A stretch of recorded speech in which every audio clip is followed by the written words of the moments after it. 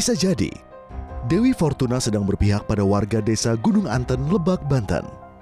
Konflik agraria teredam setelah 13 tahun penantian.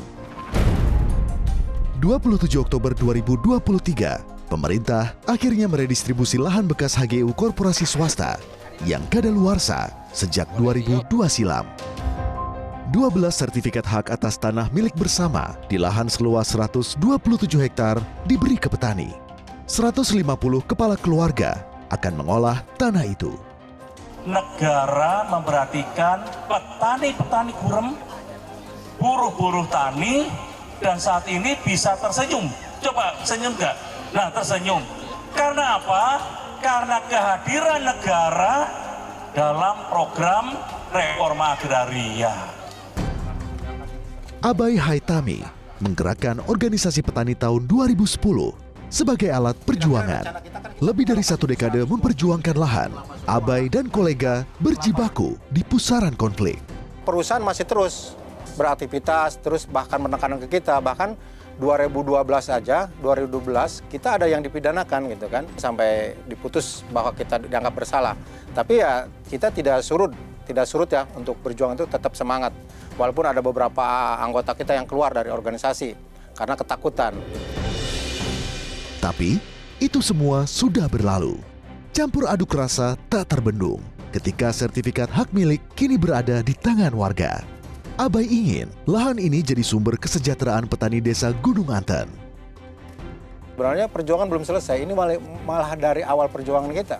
Jadi ya kita ingin membuktikan bahwa negara, bahwa kami hanya setelah dikasih tanah tidak akan berleha-leha. Saya ingin meningkatkan ekonomi petani kan, salah satunya kita akan bikin tanaman bersama. Kalau tanaman serempak itu pemasaran juga akan mudah, gitu kan. Jadi satu titik lah kita pemasarannya. Nana, petani Gunung Anten ini senang bukan kepalang, sebab ia bisa berladang di lahan seluas 7.000 meter persegi tanpa was-was. Dulu sebelum kita punya sertifikat, kita itu masih ada rasa was-was gitu. Kalau lagi menggarap, takut ibaratnya ada intimidasi lagi gitu dari pemerintah, dari pihak-pihak perkebunan gitu yang mengatasnamakan pemerintah gitu kan. Tapi sekarang setelah ada sertifikat, kita hati merasa tenang.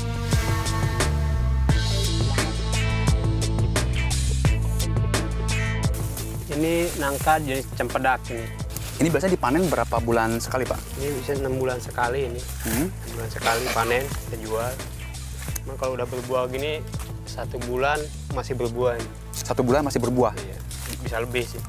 Satunya ini biasa di harga 7.000, satu gini dijual dari petani. Apalagi ini 7.000? Sampai 10.000. Tergantung dari jenis besar kecilnya gitu.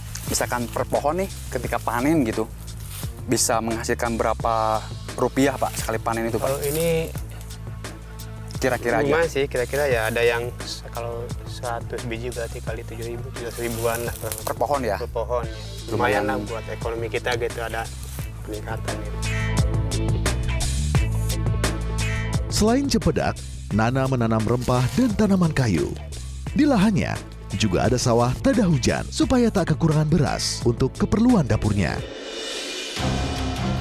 Praktik monopoli tanah oleh kelompok pengusaha dan korporasi besar jadi realita yang tak bisa dinafikan.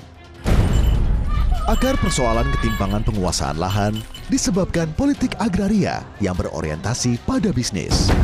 Tanah cuma dilihat sebagai komoditas ekonomi semata. Padahal, Undang-Undang Pokok Agraria mengamanatkan negara untuk mencegah siapapun memonopoli tanah. Tanah itu punya fungsi sosial. Tanah tidak boleh dimonopoli oleh badan swasta.